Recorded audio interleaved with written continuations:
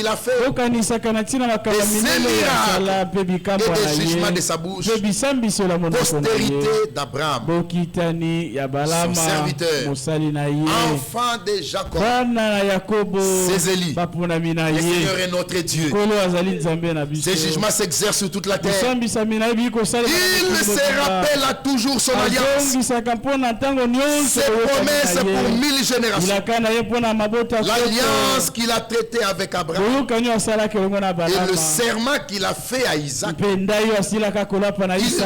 érigé pour Jacob en loi, pour Israël en alliance éternelle, disant: je te donnerai le pays des Canaan comme héritage qui vous est échu. Ils étaient alors peu nombreux, très peu nombreux, et étrangers dans les pays. Ils allaient d'une nation à l'autre, d'un royaume vers un autre peuple, mais il n'est permis à personne de les opprimer. Il châtia des rois à cause d'eux. Ne touchez pas à mes oins et ne faites pas du mal à mes prophètes. Que Dieu bénisse sa parole. Éclons nos têtes. Prions tous ensemble pour nous recommander ses services. Que le Seigneur nous parle, qu'il nous bénisse. Prions ensemble. Bien-aimé Père Céleste, nous te remercions encore une fois pour cette réunion. Merci pour ce jour que tu nous offres, Père, où nous sommes venus en ta présence. Le peuple qui est porteur de tes promesses, le peuple qui est porteur de ton alliance, le peuple sur qui ton nom est invoqué. N'est-il pas dit dans 2 Chroniques 7:14, et si mon peuple, sur qui est invoqué mon nom, s'humilie, prie et recherche ma face, je l'exaucerai des cieux. Seigneur, cet après-midi, je suis là pour que je te dise, je suis appelé de ton nom, je fais partie de ton peuple. C'est pour moi que tu as dit, tu ne prendras point de repos. C'est pour moi que tu as dit, tu ne te tairas point. Voilà que ce soir encore, tu veux me parler. Mais pourquoi veux-tu me parler? C'est pour que je t'écoute et que je comprenne, Seigneur, ce que tu veux de moi. Et à cela est lié une expérience réelle et profonde. Bien-aimé, me voici, tel que je suis. Je ne te cache rien, mais je te dis tout. Et tu es de moi ce qui te revient. Bien-aimé Père Céleste, nous sommes là pour ta cause et pour notre bénédiction. Conduis ce culte et parle-nous. Conduis ce culte et lave-nous. Conduis ce culte et affermis-nous. Éveille nos oreilles. Aide-nous à écouter comme écoute des disciples. Fais-nous passer par une vraie expérience. Et que ce soit encore en sortant de ta présence, alors que nous sommes venus dans la joie, que cette joie se confirme du fait que tu nous auras parlé. Ceux qui sont en cours de route, nous te les recommandons. Sois avec nous à tous égards. Parle-nous, conduis-nous, dirige-nous. Ceux qui sont au loin, Père, et qui vont suivre, qu'ils soient bénis avec nous. Permets que les conditions d'écoute soient favorables et que nous soyons tous bénis de ta part. Gloire, honneur et louange te reviennent. Au nom de Jésus-Christ. Amen. Amen. Voilà, nous pouvons nous asseoir, frère. Je voudrais témoigner que hier, le Seigneur nous a richement bénis. J'ai même appelé mon frère Roger le soir à ce sujet. La parole qui nous a été annoncée hier nous a beaucoup aidé. Nous allons conquérir mètre par mètre afin qu'à la fin de la course, nous soyons une épouse qui puisse réellement refléter l'image de son époux. Celui à qui nous sommes venus ce soir, il se rappelle à toujours de son alliance. Ses promesses pour 1000 générations. Et mes frères et sœurs, il a donné sa parole. Et son honneur est lié là-dedans. Il ne peut trahir sa parole. Il ne peut révoquer ce qui est sorti de sa bouche. De qui il est question? Il est question du Dieu de l'alliance, du Dieu de la promesse, du Dieu de sa parole. Le Dieu d'Israël, lui qui nous a offert par Golgotha un salut, et alors un salut éternel. Celui qui avait dit venez à moi. Et frères bien-aimés, la parole que nous recevons de lui est notre vie.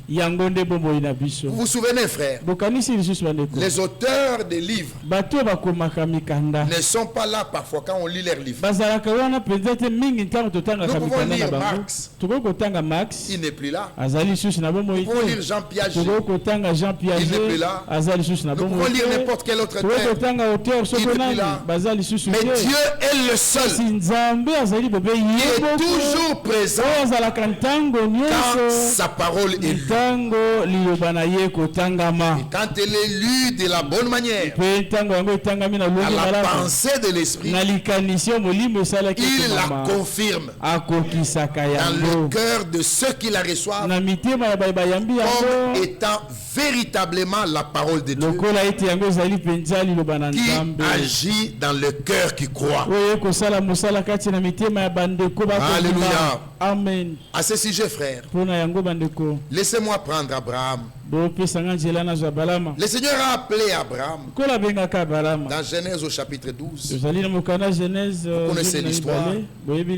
Mais arrivé au chapitre 17, regardez ce qu'il lui dit au verset 1er. Lorsqu'Abraham fut âgé de 99 ans, le Seigneur apparut à Abraham et lui dit, je suis El Shaddai. Nazali El Shaddai. Je suis le Dieu Tout-Puissant. Nazali Nzambe marche devant ma face et sois intègre. Alléluia. Amen. Gardez les doigts ici, excusez-moi. Laissez-moi voir Exode chapitre 6. Ici, il s'adresse à Moïse. Et il lui dit ceci. Oui, verset 2 déjà. Exode chapitre 6, verset 2. Et Dieu parla encore à Moïse et lui dit,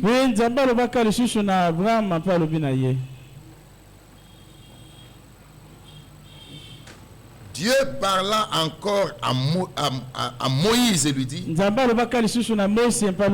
je suis Yahvé. Nazali Yahvé.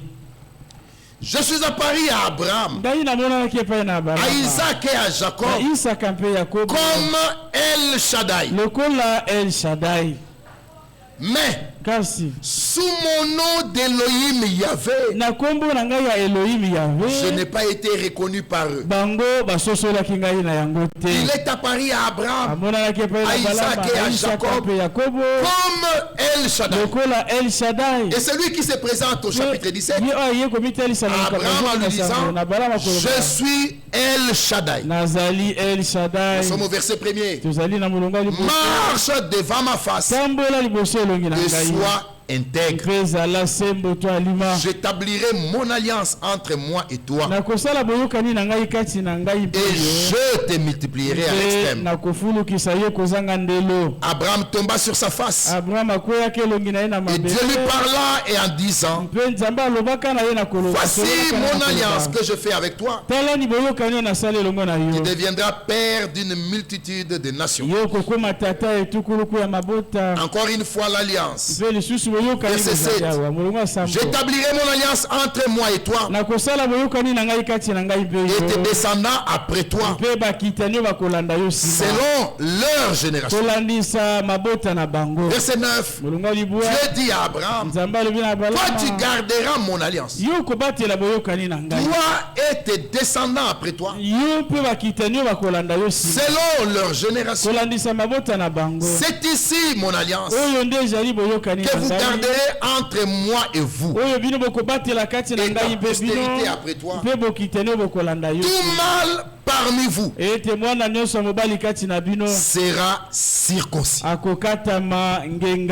Alléluia. Amen. L'alliance est conclue avec Abraham. La preuve de l'alliance, c'est que tout mal doit être circoncis. Vous circoncirez, et ce sera un signe d'alliance entre moi et vous. À l'âge de 8 jours, tout mal parmi vous sera circoncis selon vos générations, qu'il soit né dans la maison ou qu'il soit qui a pris d'argent, de tout fils d'étranger sans appartenir à ta race. On devra circoncire celui qui est né dans la maison et celui qui est acquis a pris d'argent. Et mon alliance sera dans votre chair, une alliance perpétuelle. Alléluia. Amen. Un mâle incirconcis qui n'aura pas été circoncis dans sa chair sera exterminé de son peuple. Il aura violé mon alliance. Alléluia. Amen. Il y avait l'alliance. Non, il y avait une alliance entre deux parties, Abraham et le Seigneur. Et Abraham, le Seigneur a donné le signe de l'alliance. Tout mal parmi vous doit être circoncis le 8e jour. La circoncision était donc la preuve de l'alliance dans la chair. Alors quand vous regardez comment Abraham a évolué, dans Genèse au chapitre 21, Genèse 21, il est écrit ceci. Genèse chapitre 21, excusez-moi. Genèse chapitre 21, il est écrit ceci. Je prends le verset 4. Abraham circoncit son fils Isaac, âgé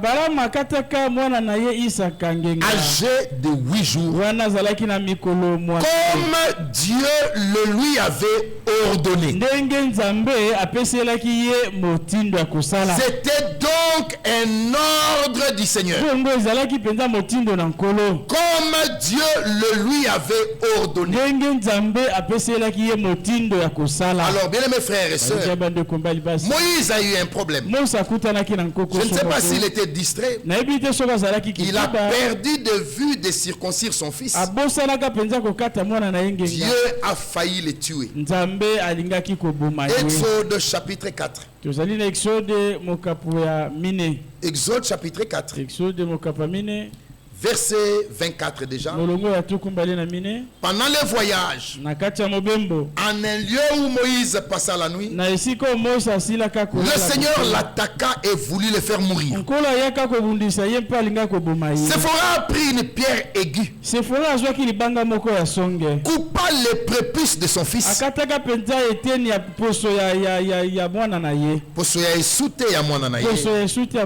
le jeta au pied de Moïse, en disant, tu es pour moi un époux de sang. Le Seigneur laissa Moïse. C'est alors qu'elle dit, époux de sang, à cause de la circoncision. La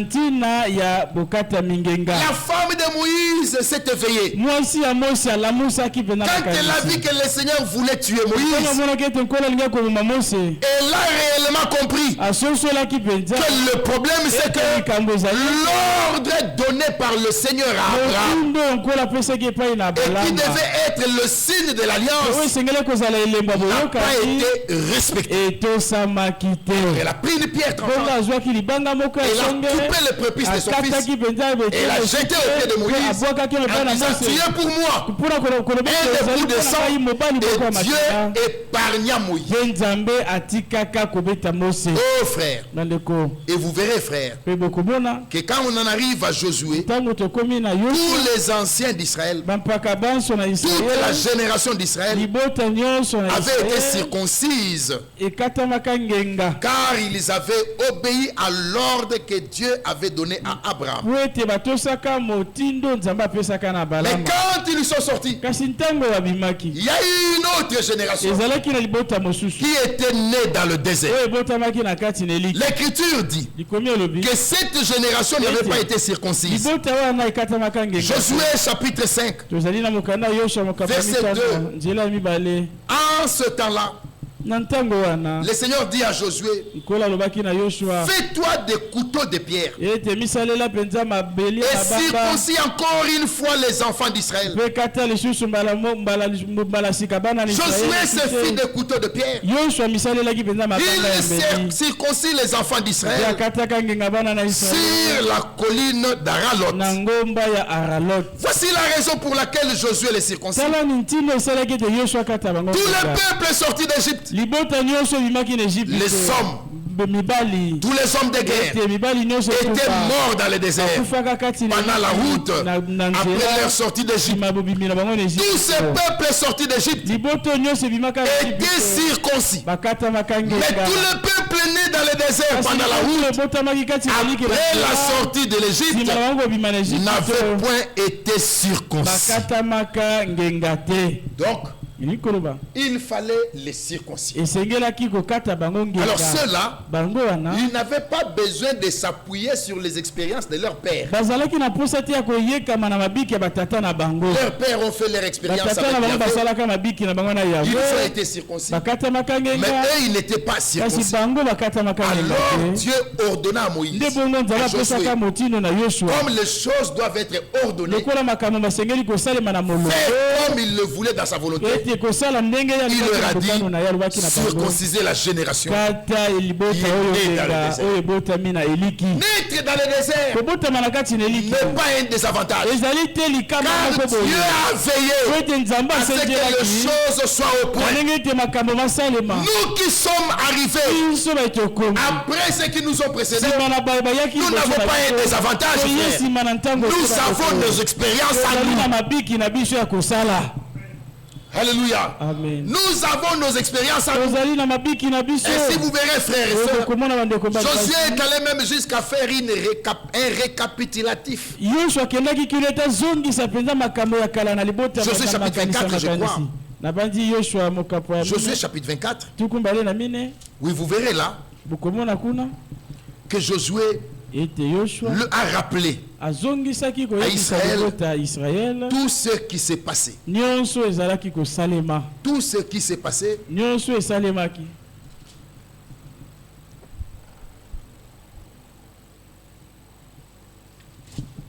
Alors, avant même Moïse, frère, avant d'entrer dans la terre de la promesse, il a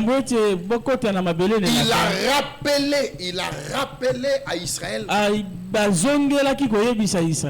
loi qui avait été donnée quand ils étaient sortis. Dans Exode 4, dans Exode 20, la loi a été donnée. Dans Deutéronome 4, la loi a été rappelée. À la Pentecôte, la parole a été donnée. Ici dans la Odyssée, Dieu nous a donné la même parole. Au point où Abraham pouvait dire, j'ai prêché comme Paul. Alléluia. Amen. Nous sommes la seule génération ici à la fin qui a reçu le privilège d'avoir reçu la pleine parole de Dieu telle que Dieu voulait la révéler en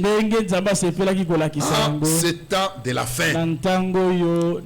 Ainsi, bien mes frères et sœurs, la circoncision leur a été donnée comme signe de l'alliance. Et vous verrez dans Genèse 17 où nous étions les caractéristiques de cette circoncision dans la chair.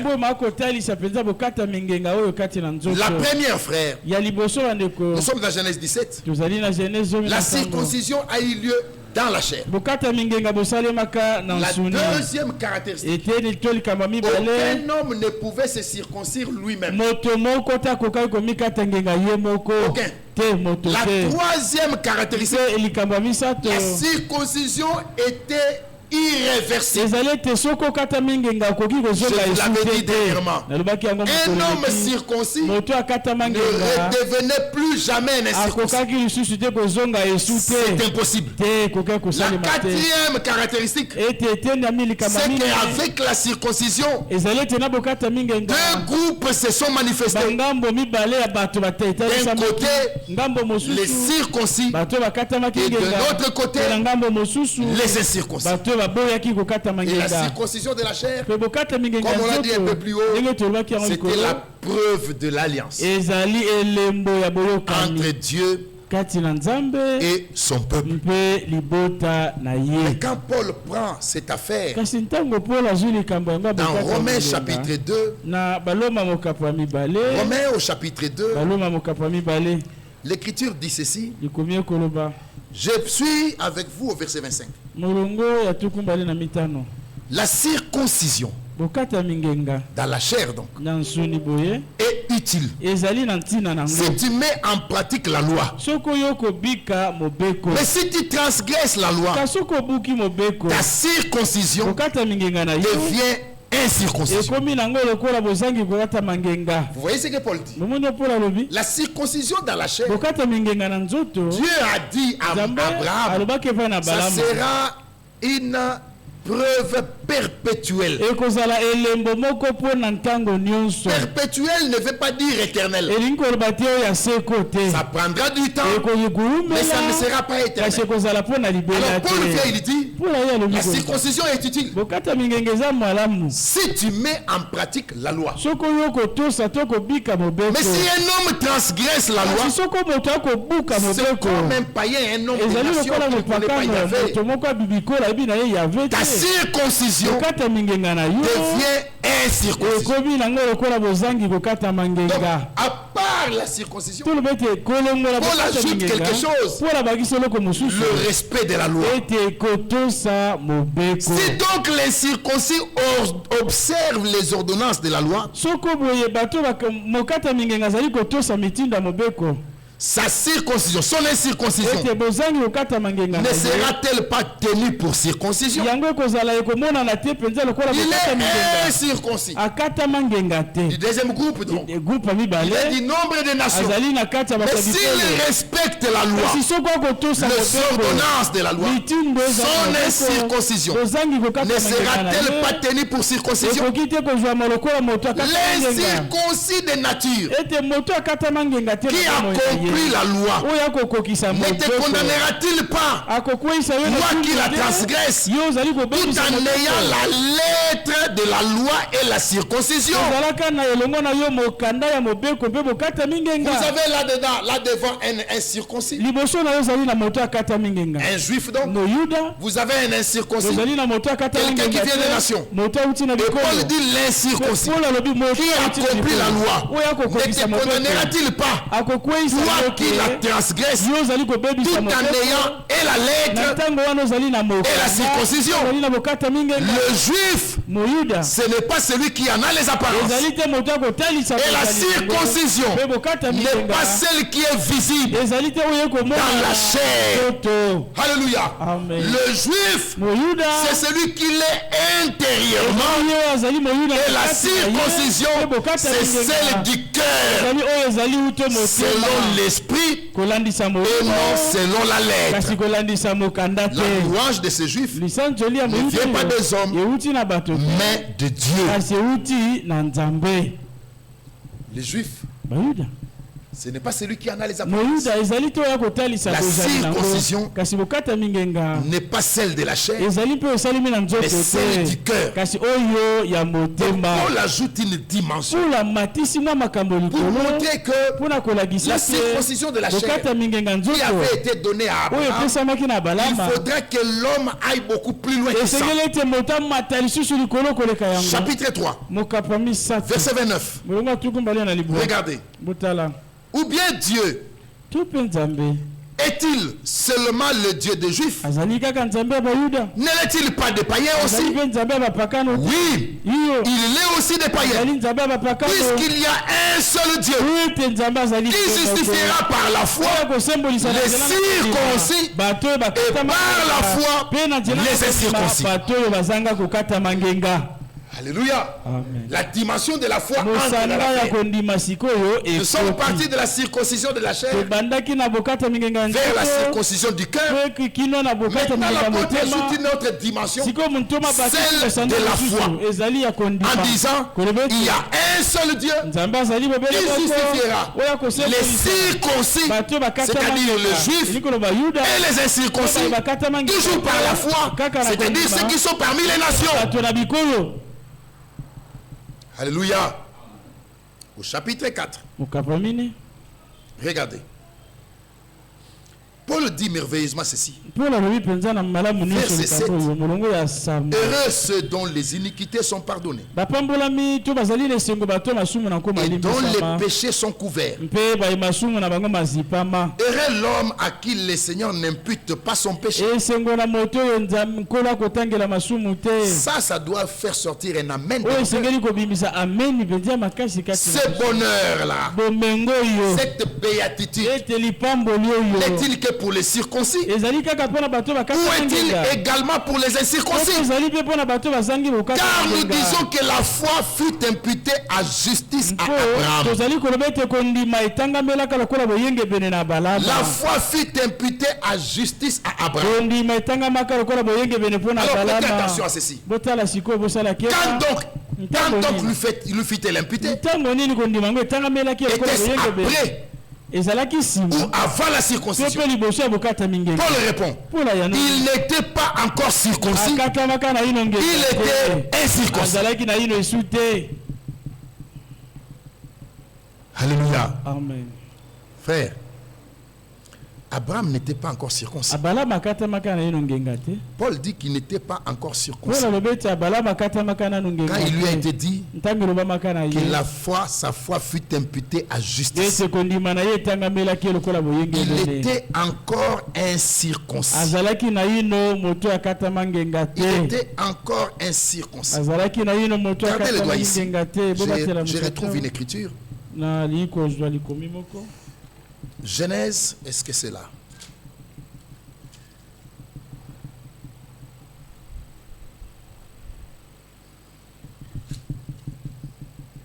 Alors, Genèse chapitre 15, gardez le doigt ici. Verset 6.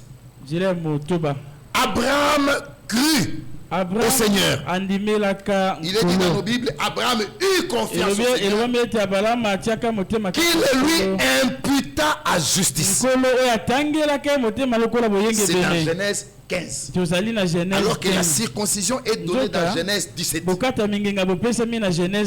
Donc Paul maintenant pose la question, quand est-ce que la foi a été imputée à justice à Abraham? Était-ce avant, après ou avant sa circoncision? Il répondit, Romains chapitre 4, il répondit, il n'était pas encore circoncis. Il était incirconcis. Il reçut la circoncision. Il reçut le signe de la circoncision comme sceau de la justice qu'il avait obtenu par la foi quand il était incirconcis, afin d'être le père de tous les incirconcis qui croient, pour que la justice leur soit aussi imputée, et le père des circoncis qui ne sont pas seulement circoncis mais encore qui marchent sur les traces de la foi de notre père, Abraham, quand il était incirconcis. Arrête là un peu. Quand est-ce que la justice lui fut impliquée? Était-ce après ou avant? Paul dit c'était avant. Il reçut les signes de la circoncision comme sceau de la justice qu'il avait obtenue par la foi quand il était incirconcis. Donc, Dieu lui donne la justice par la foi pendant qu'il est incirconcis. Abraham reçut la circoncision comme sceau de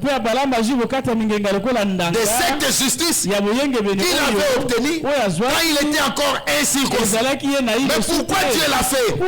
Afin qu'Abraham afin qu'il lui soit le père de tous les incirconcis qui croient, pour que la justice lui soit aussi imputée.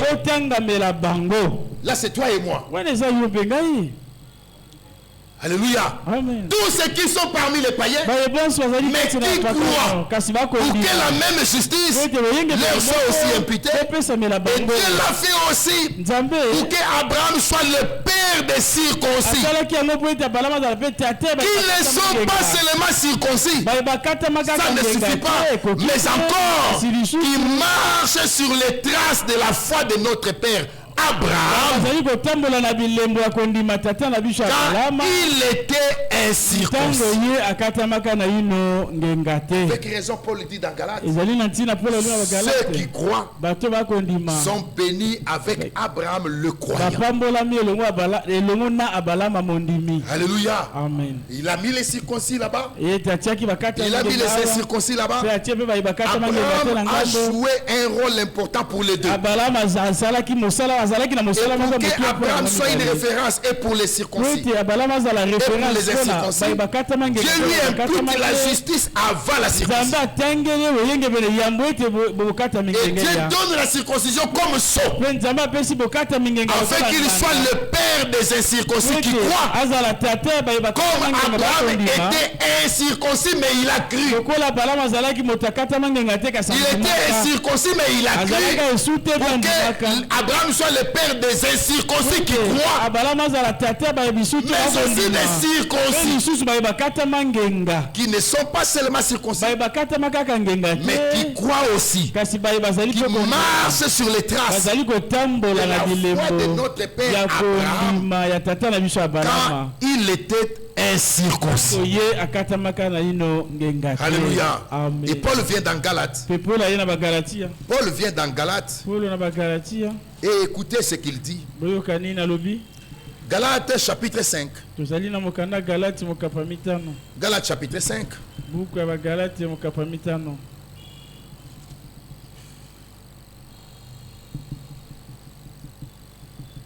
Alors,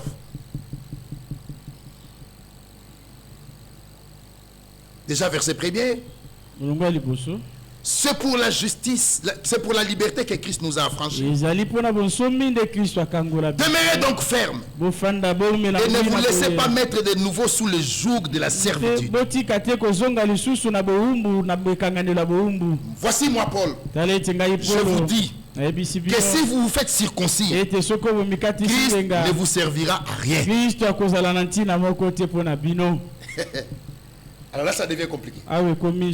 Si vous vous faites circoncis dans la chair, Christ ne vous servira à rien. J'affirme encore une fois à tout homme qui se fait circoncire qu'il est tenu de pratiquer la loi tout entière. Alléluia. Alors c'est compliqué. Accomplir la loi tout entière, c'est tellement compliqué. Il est dit que si tu tombes dans une seule disposition, tu es coupable de toute la loi. Alors vous êtes séparés de Christ. Vous tous qui cherchez la justification dans la loi, vous êtes déchus de la grâce. Pour nous, Alléluia. C'est de la foi que nous attendons par l'esprit. L'espérance de la justice. Car en Jésus-Christ, ni la circoncision dans la chair, ni la circoncision n'ont des valeurs, mais seulement la foi qui est agissante par l'amour. Car en Jésus-Christ, ni la circoncision, ni les circoncisions n'ont des valeurs, mais seulement la foi qui est agissante par l'amour. Et chez les Corinthiens, il ajoute ceci. 1 Corinthiens chapitre 7. Oh frère, c'est merveilleux. 1 Corinthiens chapitre 7. L'apôtre ajoute ceci. Déjà à partir du verset 18. Quelqu'un a-t-il été appelé étant circoncis? Qu'il demeure circoncis. Quelqu'un a-t-il été appelé étant incirconcis? Qu'il ne se fasse pas circoncire. Il n'est pas obligé. La circoncision n'est rien. Et l'incirconcision n'est rien. Mais l'observation des commandements de Dieu est tout. La foi agissante dans l'amour. La circoncision n'est rien. L'incirconcision n'est rien. Mais l'observation des commandements de Dieu est tout. La question qu'on pourrait se poser, comment donc observer les commandements de Dieu? 1 Jean chapitre 5. 1 Jean chapitre 5. Regardez au verset 2 déjà. Verset 1er d'ailleurs.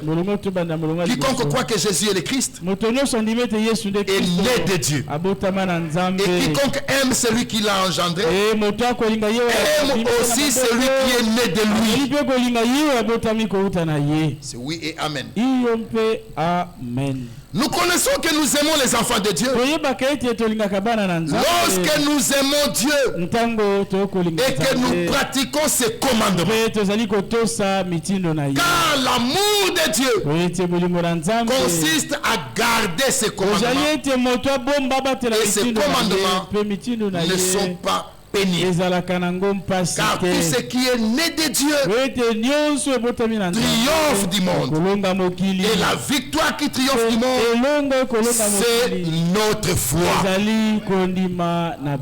Alléluia. Amen. La foi agissante dans l'amour. La circoncision n'est rien. L'incirconcision n'est rien. Ce qui est quelque chose, c'est l'observation des commandements.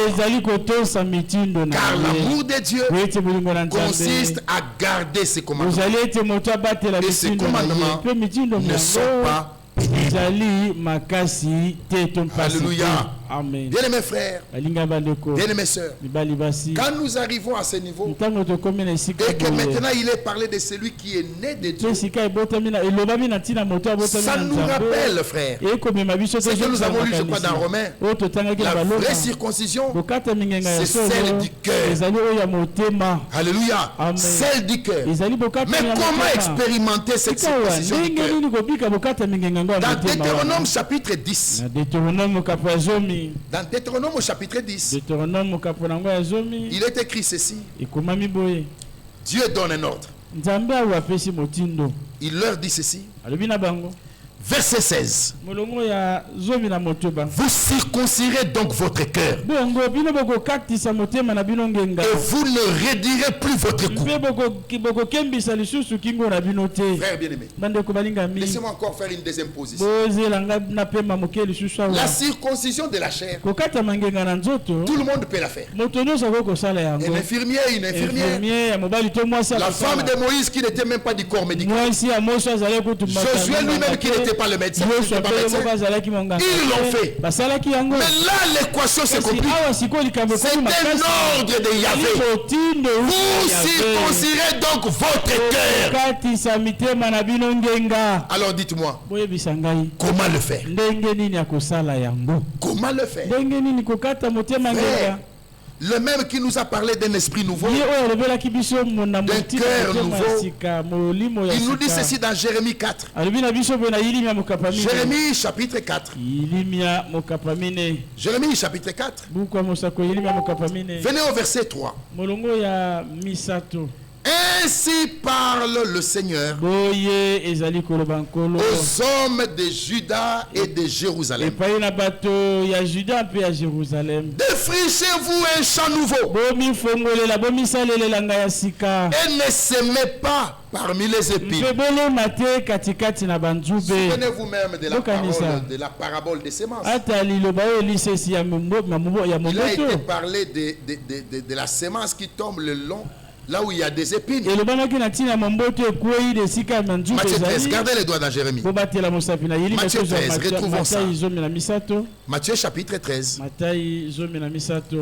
C'est écrit où? Alors, Matthieu 13. Il dit ceci.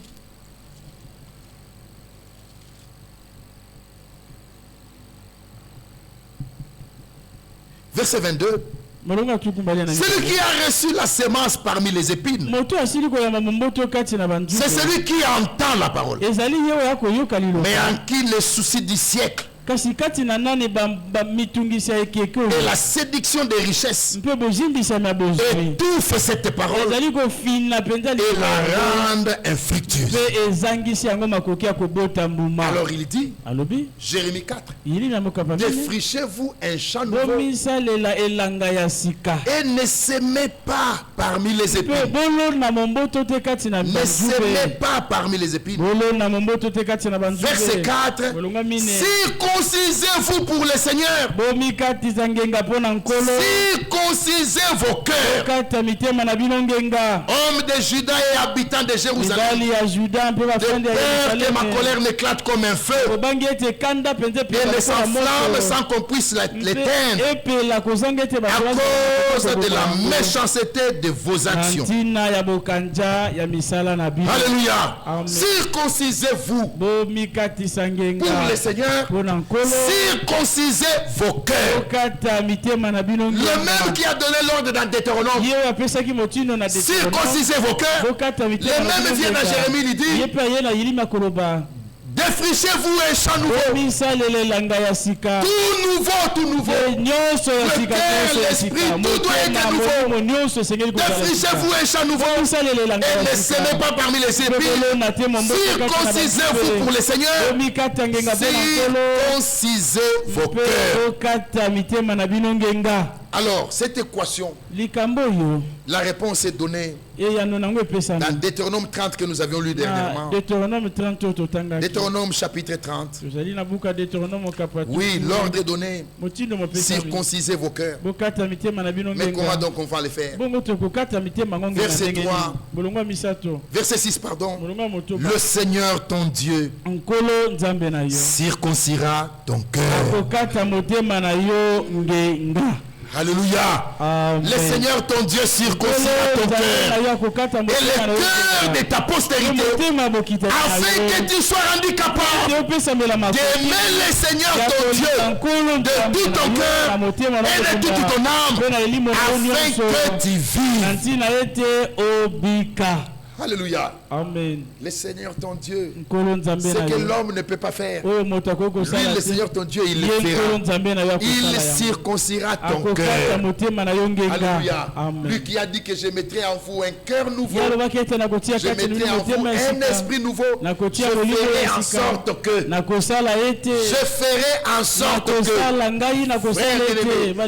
cœur circoncis, le Seigneur le rend capable de vivre la parole. Oh frère, gardez le doigt ici. Ézéchiel 36. Ézéchiel 36. Avant d'aller dans Isaïe. Ézéchiel 36, verset 27. Ézéchiel 36. Je mettrai mon esprit en vous et je ferai en sorte que vous suiviez mes ordonnances et que vous observiez et pratiquiez mes lois. Je ferai en sorte que... C'est pourquoi la belle version dit ici, le Seigneur votre Dieu vous circoncira votre cœur afin que vous soyez rendus capables. Encore une fois dans Ésaïe, avant de rentrer dans Deutéronome. Ésaïe 52, je crois. Laissez-moi retrouver cela. Ésaïe 52.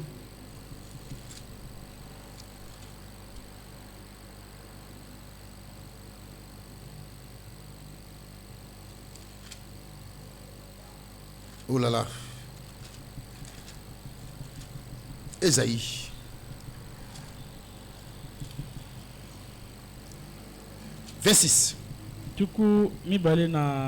Ésaïe 26.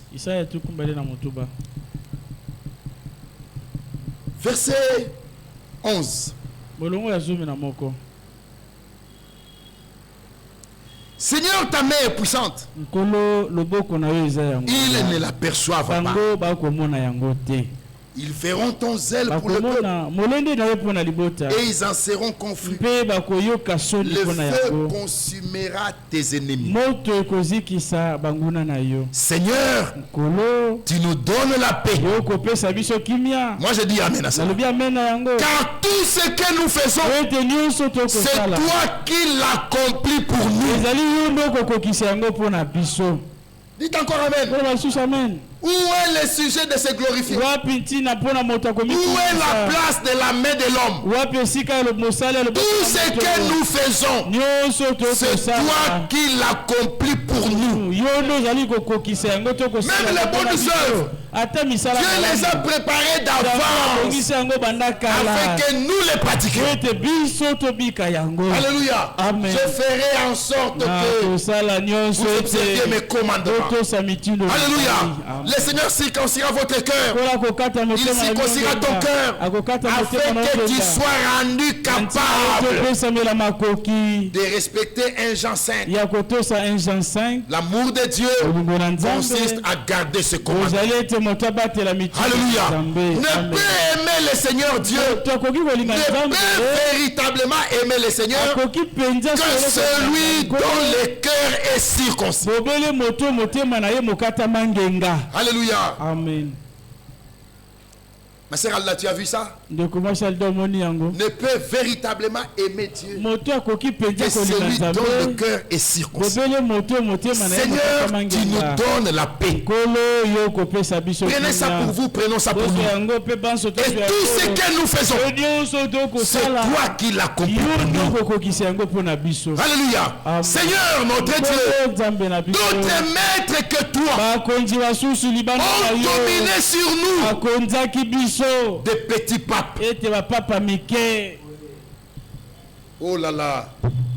Il y en a plein de petits papes qui se mettent au-dessus des Écritures. Tu peux lui dire ça, tu peux lui dire ça, tu peux lui dire ça. Bien aimés frères, bien aimés sœurs, vous savez, beaucoup de frères dans le ministère sont tombés dans ce piège et sont devenus réellement des petits papes.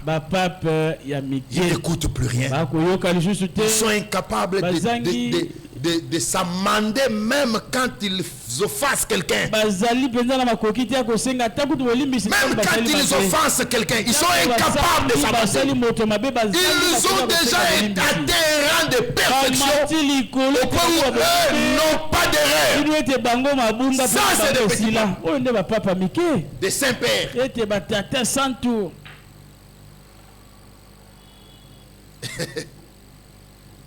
Au point où ils se sont installés comme dominants sur le peuple.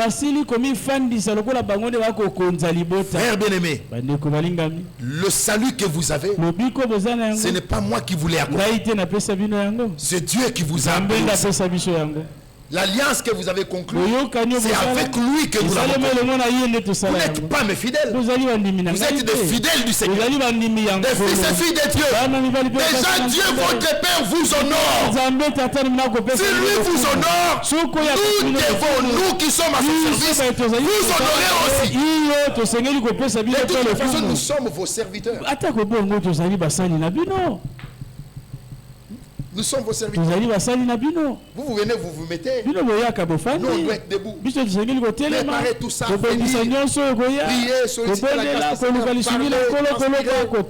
et priez pour dire Seigneur, rends ton peuple capable de vivre ça. Et les princes sont assis confortablement pour qu'ils soient servis. Qui n'a vous transpire? Personne.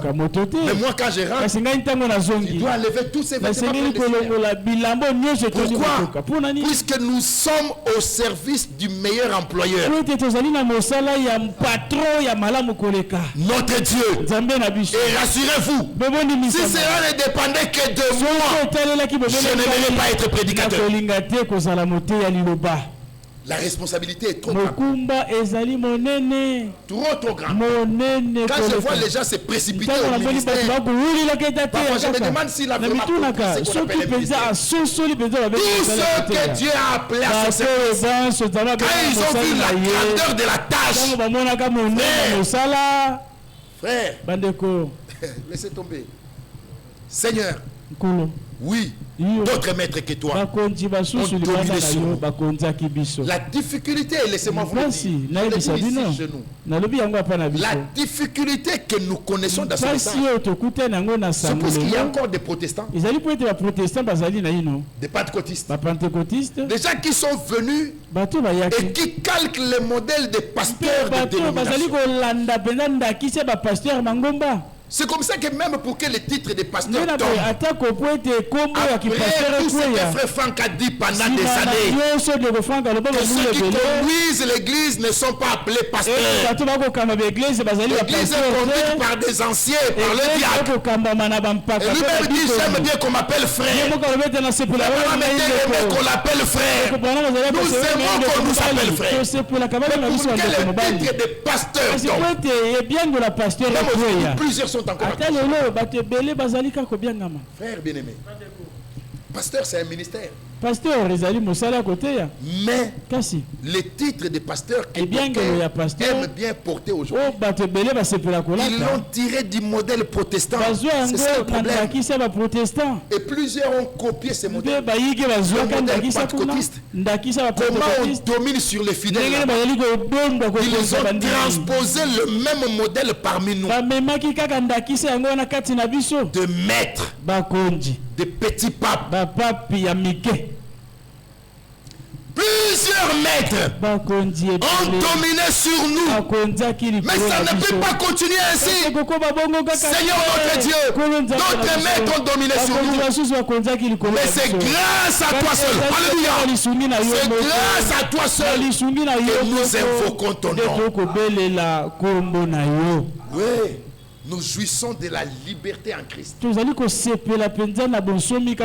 C'est Paul qui disait, je crois que c'est dans Galates.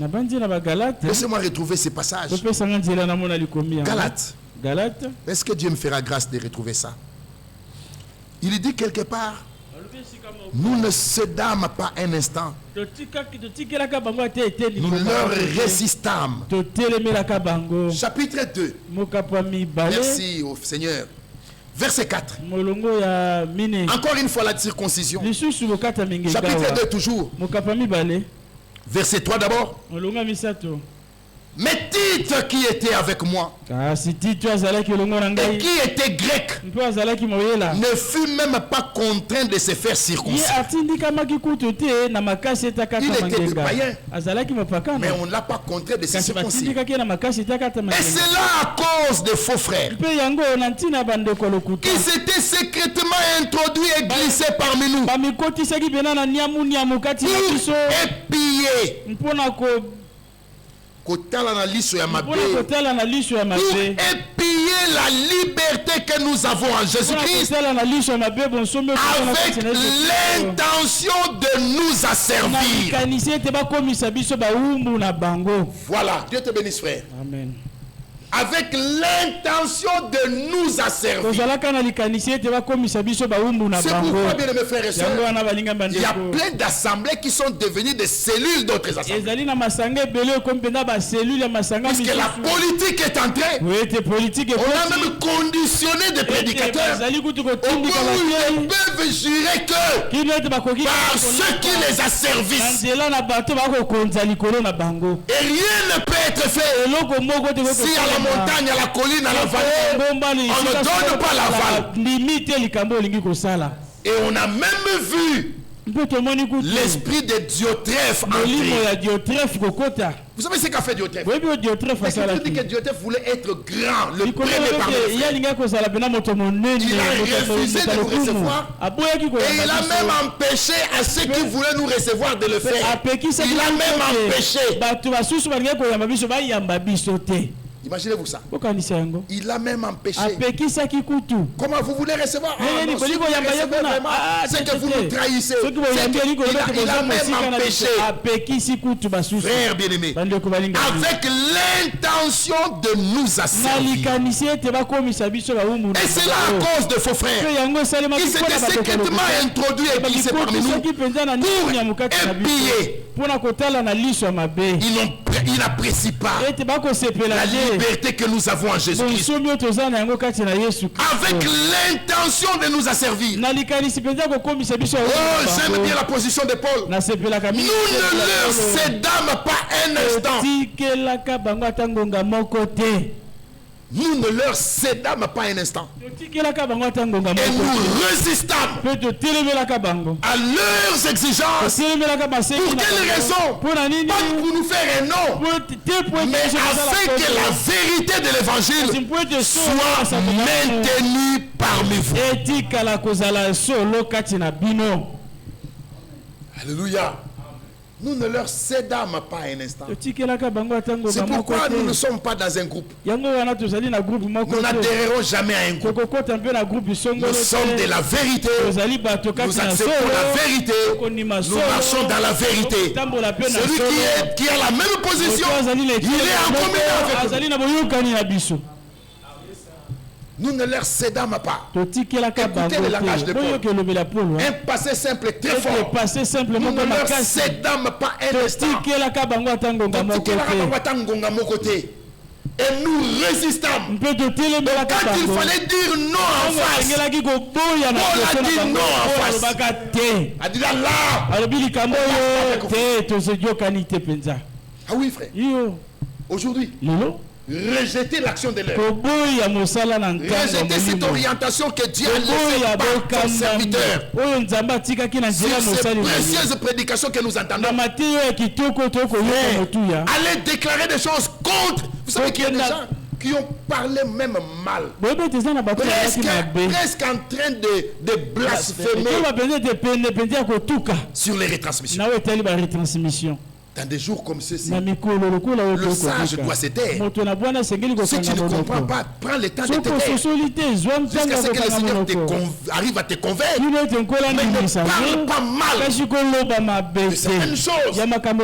Bien-aimés frères, bien-aimés sœurs, laissez-moi commencer à chuter. Dieu savait que Wald Frank partirait. Et je commence à me rendre compte que lui-même, Wald Frank, savait qu'il partirait. Je vous ai déjà dit ici, 2013, moi et lui et des frères à Paris, il répond au frère Gilbert, j'ai 80 ans, je n'ai plus le temps de passer à table. Vous avez le temps. Moi, le peu de temps qui me reste, c'est de méditer et d'écrire. Une fois, il me dit en Israël, je n'arrive plus à faire de longs voyages. Je digère difficilement. Frère bien-aimé, une semaine avant sa mort, j'appelle Krefeld, je demande qu'en est-il. Ça fait quelques jours qu'il n'entre plus au bureau. Et depuis le vendredi de la semaine passée, même dans le couloir, on ne le croise plus. Je me dis, là, ça commence, ça y est. Ça y est. Et j'étais en train de traduire la retransmission de samedi. Et en plein milieu, d'abord avant la retransmission, Fédéo m'appelle. Je lui ai dit, frère, je peux t'appeler après la retransmission. Il s'était dit que je n'avais pas l'information. Mais en pleine retransmission, le signal s'est coupé. Le courant est parti. Le groupe a refusé de démarrer. J'ai essayé avec les téléphones. Ça n'a pas marché. Je me dis, mais qu'est-ce qui se passe? Et quand je vérifie mon téléphone, je vois des messages. Et j'appelle Krefeld, j'appelle Paris, on me dit Franck est parti. J'ai dit, bon. Alors là, il y aura deux réactions. Le petit pape qui n'arrivait pas à faire sortir leur tête. Puisque frère Franck était là, certainement ils sortiront. Et il y a des années, j'en parlais déjà à l'un de mes frères à Londres. Que frère, il y en a qui n'attendent que. Et quand l'occasion est arrivée, frère, laissez-moi vous dire une chose. Moïse est mort. Dieu n'a rien dit à Josué. Rien. Tant que Moïse n'était pas enterré, Dieu n'a rien dit à Josué. Mais c'est après l'enterrement de Moïse que Dieu dit à Josué, Moïse, mon serviteur, est mort. Mais il n'est pas mort ce jour-là. Il est mort plus 40 jours avant. On l'a pleuré pendant 40 jours. Mais après la mort de Moïse, après son ensevelissement, Dieu dit à Josué, lève-toi. Fais entrer le peuple. Il y avait attendu que Moïse soit enterré. Avant de dire à Josué, Dieu a attendu. William Branham est mort le 24 décembre 65. Dieu a attendu que William Branham soit enterré en avril 66 pour qu'il dise à Ewan de Franck, mon serviteur, ton heure maintenant est arrivée. Vous voyez ça? Mais à la mort de frère Franck, il y a des frères qui n'ont pas attendu. À peine qu'il venait de mourir, on a attendu des déclarations. Et j'ai dit à un frère, je dis frère, moi je n'entre pas là-dedans. Moi je suis en deuil. Peut-être que pour plusieurs, ils ne savent pas ce qu'elle représente son nom. Mais la mort de Wald Franck était un deuil pour moi.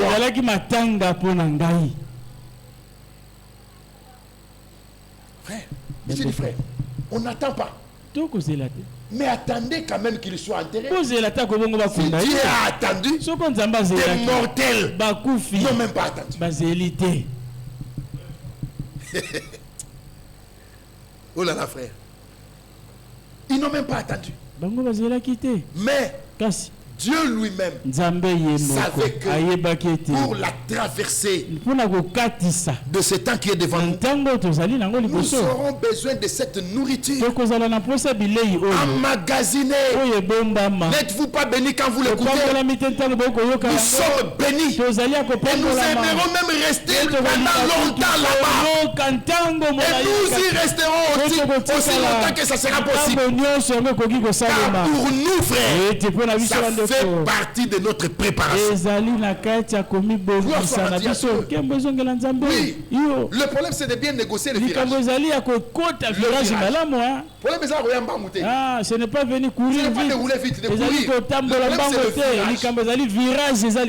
Quand il y a un virage, il faut freiner un peu pour négocier le virage. Mais beaucoup n'ont pas freiné.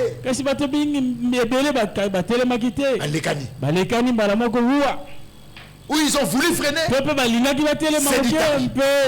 sans révélation, le peuple sans frein. Mais l'épouse s'adapte à l'action de l'esprit. L'épouse garde la cadence. Oui, frère. Cette expression me fait du bien. Dans la course de vélo, quand il y a celui qu'on appelle la tête de course, les autres doivent tout faire pour garder la cadence. Garder les rythmes afin de ne pas rester trop loin. C'est ce qu'ils font les enfants. Quand ils marchent avec les parents, il est obligé de marcher. Puisqu'il ne veut pas rester en retard. Frère bien-aimé, l'épouse garde la cadence. Derrière la marche de l'esprit, l'orientation de l'esprit, l'épouse garde la cadence. Quand il y a un virage, nous négocions le virage. Dans la brochure intitulée Les défis, Frère Franck dit, faites tout pour ne pas rater la correspondance. Voilà, à ce sujet, tu vas aux États-Unis, il n'y a pas de vol direct. Tu dois arriver à Paris, et de Paris, tu dois prendre la correspondance. Et tu n'as pas le visa pour rester en France. On te dit, organise-toi pour ne pas rater la correspondance. Quand tu rates la correspondance, c'est embêtant de dormir pendant des jours dans un aéroport.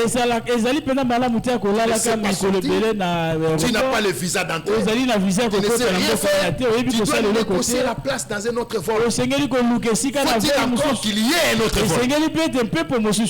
Ici, frère, de William Branham à Ewald Frank, il y en a qui ont raté la correspondance. Ils sont restés branhamistes. Ils ont loupé la correspondance. De Ewald Frank jusqu'à l'action qui a lieu. Il y en a qui ont loupé la correspondance. Puisqu'ils n'ont pas compris la portée du mandat que Dieu avait donné à Ewald Frank. Mais Paul dit, nous ne leur cédâmes pas. Nous résistâmes. Dans le monde politico-religieux, cette position, frère. La haine que tu vas subir ira même au-delà de la mort. Il y en a même qui n'aimeront jamais voir ton cadavre, puisque tu es en dehors du système. Jésus a trouvé des groupes. Il y avait les pharisiens, les Sadducéens, les Hérodiens. Mais Jésus n'a adhéré à aucun groupe. Alléluia. Il y a des groupes encore aujourd'hui. L'épouse n'appartient à aucun groupe. Oui, l'épouse n'est attachée à aucun prédicateur. Nous sommes attachés au Seigneur. Nous marchons suivant la conduite de l'Esprit. Nous attendons tout du Seigneur. Voilà, frère, l'autonomie de l'épouse à l'égard de tous les autres, mais son esclavage à l'égard du Seigneur. Esclave du Seigneur, libre à l'égard de tous. Alléluia. Jésus n'a adhéré à aucun groupe. C'est même pas pourquoi je suis allé là-bas. C'est comme ça que quand il est arrivé, même Jean-Baptiste, les pharisiens voulaient savoir, est-ce qu'il est avec qui? On prêtait attention à son discours. Quand au début ça marche, il retrouve une partie de ceux qui le croient. Alors ils disent, ah non, il est avec nous. Mais le jour où dans la prédication quelque chose sort qui va à l'encontre des pharisiens, il n'est pas avec nous, il doit être avec les Sadducéens. Les Sadducéens, quand ils ont entendu cette partie-là, ils disent, ah non, ça c'est nous. Mais le jour où une autre partie sortira, contraire à la manière de voir des choses, les Sadducéens, là ils diront, oh non, il n'est pas avec nous. Oui, On n'a pas classé Jésus. On n'a pas classé Paul. On n'a pas classé William Branham. On n'a pas classé Waldefar. Mais vous allez la classer où? Le dépend de Dieu. Il est attaché à la parole. Et le Seigneur lui-même prend soin de ce peuple. Alléluia. Amen. Oh frère. Seigneur, d'autres maîtres que toi ont dominé sur nous. Même pas qu'ils ont voulu, mais ils ont dominé. Ils ont dominé. Mais grâce à toi seul. Alléluia. Prenons ça pour commencer à aller vers la fin. C'était Ésaïe, non? Ésaïe 26. Ésaïe 26. Grâce à toi seul. Alléluia. Ésaïe chapitre 26. Seigneur notre Dieu, d'autres maîtres que toi ont dominé sur nous. Mais c'est grâce à toi seul que nous invoquons ton nom. Alléluia. Que Dieu soit loué pour cela. Voilà pourquoi, bien aimés frères et sœurs, le Seigneur circoncira ton cœur et le cœur de ta postérité. De quoi il est question là-bas? La nouvelle naissance. Jésus a dit à Nicodème, vous devez. Jean chapitre 3. Mais il y a un homme d'entre les pharisiens nommé Nicodème, un chef des Juifs. Il vint lui auprès de Jésus et lui dit, Rabbi, alléluia, Rabbi, nous savons que tu es un docteur. Rabbi, nous savons que tu es un docteur venu de Dieu. Car personne ne peut faire ces miracles que tu fais si Dieu n'est avec lui. Alléluia. Amen. Frère, l'entretien était très intéressant. Il y avait deux docteurs. Il y avait un docteur d'Israël et il y avait le docteur de Dieu. Nicodème dit, nous savons que tu es un docteur venu de Dieu et personne ne peut faire ces miracles si Dieu n'est qu'avec lui. Jésus lui répondit, en vérité, je te le dis, si un homme n'est né de nouveau, si un homme expérimente la circoncision du cœur, il ne peut voir le royaume de Dieu. Frère, Nicodème a prêché. Il a prêché. Mais ça, il n'a jamais entendu. Ça, il n'a jamais entendu. Au point où ça l'a perturbé. Jusqu'à dire, comment un homme peut-il naître? Quand il est vieux, peut-il rentrer dans les seins de sa mère et naître? Maintenant, nous qui avons des mamans qui sont parties, ça dit lui au moins sa mère est encore là.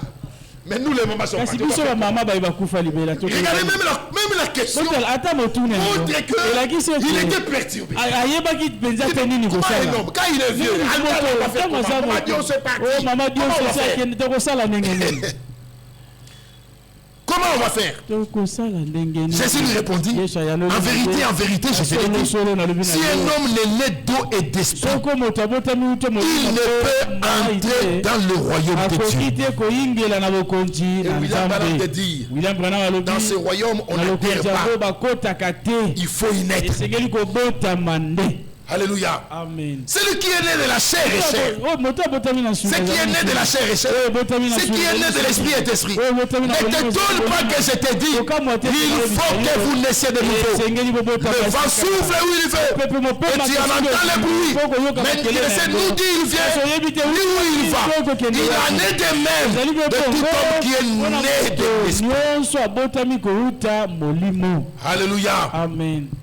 Nicodème lui dit, comment cela peut-il se faire?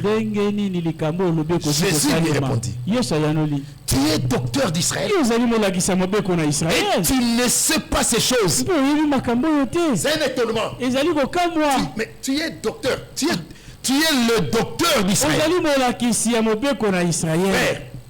Arrêtons-nous là. Allez demander à mon ami Michel. Jésus n'a pas dit tu es un docteur d'Israël. Jésus a dit tu es le docteur.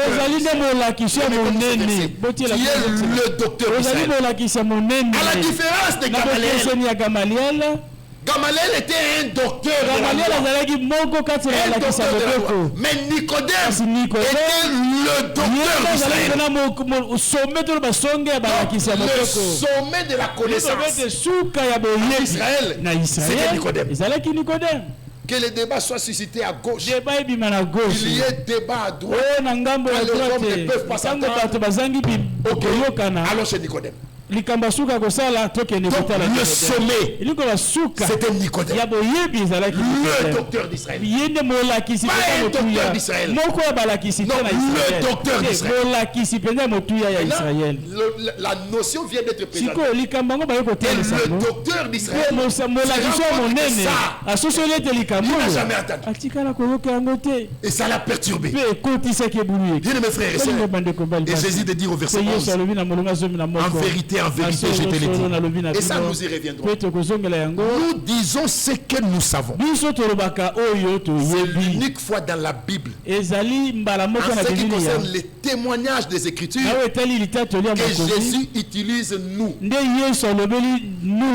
disons ce que nous savons. Et nous rendons témoignage de ce que nous avons vu. Et vous ne recevez pas notre témoignage. Dans les nous là, il y a Jésus, il y a tous les hommes qui ont assisté au conseil de Dieu. Moïse, Esaïe, Michel, Jean-Baptiste, Paul, Pierre, William Branham et Walter Frank. Dans le nous, des hommes qui ont vu, qui ont entendu. Jésus dit nous disons ce que nous savons et nous rendons témoignage de ce que nous avons entendu. Mais vous ne recevez pas notre témoignage. Vous ne recevez pas notre témoignage. Bien mes frères et sœurs, la sémence qu'il fallait, c'était la parole de Dieu. C'est comme ça que Pierre dit dans 1 Pierre au chapitre 1er. 1 Pierre chapitre 1er, verset 22 déjà. Ayant purifié vos âmes en obéissant à la vérité, pour avoir un amour fraternel sincère, aimez-vous ardemment les uns les autres, de tout votre cœur, puisque vous avez été régénérés, non par une sémence corruptible, mais par une sémence incorruptible, par la parole vivante et permanente de Dieu. Alléluia. Car toute chair est comme l'herbe, et toute sa gloire comme la fleur de l'herbe. L'herbe est sèche et la fleur tombe, mais la parole du Seigneur demeure éternellement. Et cette parole est celle qui vous a été annoncée par l'évangile comme joyeux message du salut. Alléluia. Amen. Et le fait que sa sémence est posée en nous, nous devons manifester sa nature. Laissez-moi vous rappeler ceci. La sémence d'un homme peut produire un homme quand tu regardes son visage, quand tu regardes sa démarche, quand tu entends sa voix, tu vois son père. Et tu vas te dire, oh là là, laissez-moi citer le frère Georges Mboma. Je dois vous libérer dans 5 minutes. Un ami au défunt papa de Georges a croisé le frère Georges. Il ne le connaissait pas. Et il l'intercepte. Il lui dit, jeune homme, frère Georges arrive et lui dit, par pur hasard, tu n'es pas le fils de Mboma. Georges dit, oui. Dit, oh là là, oh là là. Il dit, mais j'étais ami à ton père. Et tous dans la jeunesse, on était des grands amis. Ton père dans sa jeunesse, il était comme toi. Alors frère Georges rit. Il dit, oh là là, même les rires. Ton père riait exactement comme ça. Ils se sont donné des nouvelles. Et ils se sont dit au revoir. Quand le frère Georges a continué, le papa regarde Georges par derrière. Il dit, oh là là, le sang est fort. Même la démarche. Si le sang d'un homme peut donner un autre homme qui est réellement comme son père, si la semence d'un homme peut donner un autre homme qui est comme son père, à combien plus forte raison la semence de Dieu? Nous sommes de Dieu. Le Seigneur connaît ce qui lui appartient. C'est pourquoi même la haine ne peut pas être dans notre cœur. La famille d'où nous venons, la lignée d'où nous décollons, cette lignée-là, on ne peut pas haïr. Ça ne peut pas arriver. Oh là là. Que Dieu soit loué. Galates chapitre 6. Ça va vous faire du bien, frère. Galates chapitre 6, verset 14. Pour ce qui me concerne, loin de moi la pensée de me glorifier d'autre chose que de la croix de Jésus-Christ, par qui le monde est crucifié pour moi, comme je le suis pour le monde. Dites Amen. Là, une version dit, en ce qui me concerne, je ne veux à aucun prix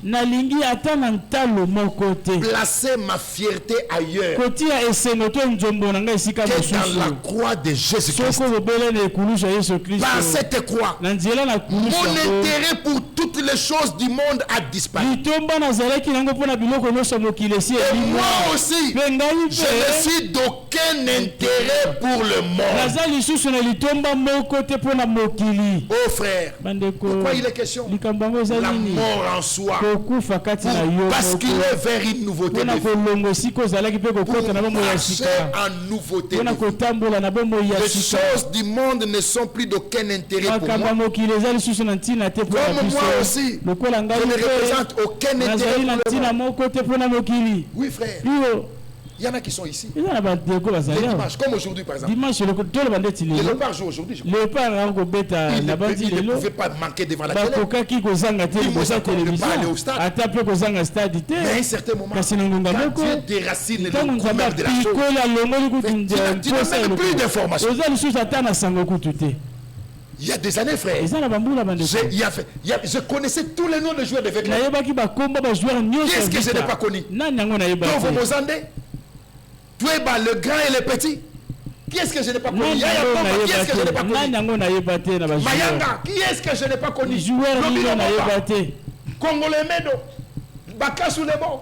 Mais aujourd'hui, demandez-moi un seul joueur de Quel débat on n'a pas fait? Quelle querelle on n'a pas fait? Mais quand Dieu entre dans la chose, le monde n'est plus d'aucun intérêt. Tout m'est permis, mais tout n'est pas utile. Ah oui. Tout m'est permis. Mais il arrivera un jour où on parlera de sport comme Paul en a parlé. Du sport, comme puisqu'à un certain moment, parfois les choses sont mal présentées. Et parfois des gens tombent malades. Tout simplement puisque le petit, même la petite marche à pied, il pense qu'en le faisant, c'est non, les choses doivent être équilibrées et comprises de la bonne manière. Alléluia.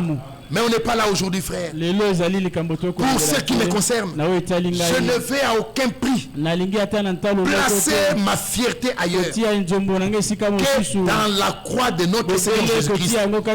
Par cette croix, mon intérêt pour les choses du monde a disparu. Et moi aussi, je ne suis d'aucun intérêt pour le monde. Verset 15. Car ce n'est rien. Alléluia. D'être circoncis circoncis dans la chair ou incirconcis dans la chair. Ce qui est quelque chose, c'est d'être une nouvelle création. Paix et miséricorde sur tous ceux qui suivront cette règle. Ézéchiel 36. Vous avez compris qu'on est resté là. Ézéchiel 36. Je vous donnerai un cœur nouveau et je mettrai en vous un esprit nouveau. J'ôterai de votre corps le cœur de pierre et je vous donnerai un cœur de chair. Je mettrai mon esprit en vous et je ferai en sorte que vous suivrez mes ordonnances et que vous pratiquiez mes lois. Je ferai en sorte que ça va ensemble avec Hébreux chapitre 13. Je vous prie de vous lever. Nous allons lire ça avant la prière. Hébreux chapitre 13, verset 20. Que le Dieu de paix qui a ramené d'entre les morts le grand berger de brebis par le sang d'une alliance éternelle, notre Seigneur Jésus, qu'il vous rende capable. Est-ce que vous le prenez pour vous? Qu'il vous rende capable de toute bonne œuvre pour l'accomplissement de sa volonté. Qu'il fasse en vous. Je dis qu'il fasse en nous. Alléluia. Qu'il fasse en nous ce qui lui est agréable par Jésus-Christ. Auquel soit la gloire au siècle des siècles. Amen. Amen. Prions tous ensemble le Seigneur. Alléluia. Ô Père.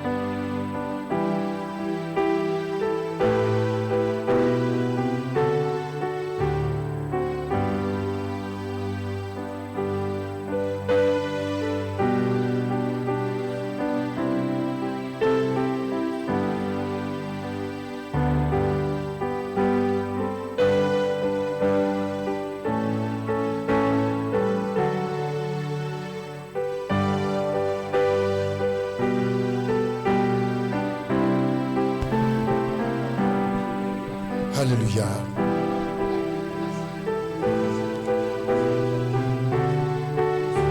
Mon frère Jancy va prier, je vais traduire. Bien-aimé Seigneur, nous te sommes reconnaissants ce soir pour cette précieuse parole que nous avons entendue. Seigneur, une seule requête dans nos cœurs, c'est que tu fasses de nous ce qui te revient de plein droit. Seigneur, tu ne nous demandes pas quelque chose pour que nous le fassions seuls, mais c'est à toi de faire de nous ce que tu veux. C'est ainsi que Paul l'a dit. Tout cela est l'œuvre de Dieu. Alors nous te disons merci Seigneur, puisque ce que tu nous as demandé, il n'y a que toi seul qui est capable de nous rendre également capables afin que nous puissions vivre cela pour ta sainte gloire. Ainsi Seigneur notre Dieu, bénis ton serviteur pour qui tu nous as parlé, bénis également ton peuple qui a écouté cette parole. Seigneur, nous n'étions pas venus en tout tourisme. Mais nous étions venus pour t'écouter et aussi faire des expériences nouvelles. Ainsi, puisque nous t'avons écouté, nous croyons que nous sortons de ces lieux avec des expériences. Chacun ce qui le concerne. Et dans chaque domaine où il a été défaillant. Ainsi, Seigneur, nous te disons merci. Souviens-toi de ceux qui nous ont souvenus. Que ta grâce, que ta paix et que ta miséricorde repose sur chacun de nous. Dans le Seigneur de Jésus-Christ, nous t'avons ainsi prié. Amen. Amen. Merci frère. Dieu vous bénisse. Voilà, nous sommes à la fin. Laissez-moi vérifier s'il y a des salutations. Alors, il y a notre sœur Yolande Ntilulu, notre sœur Sephora Mobenga, notre frère Patrick Chibangu, notre frère Élisée Chabani. Tous nous ont salués dans le nom du Seigneur. Que Dieu nous bénisse tous. Dieu voulant, le dimanche, nous serons là, envoyer les enfants à l'école de dimanche.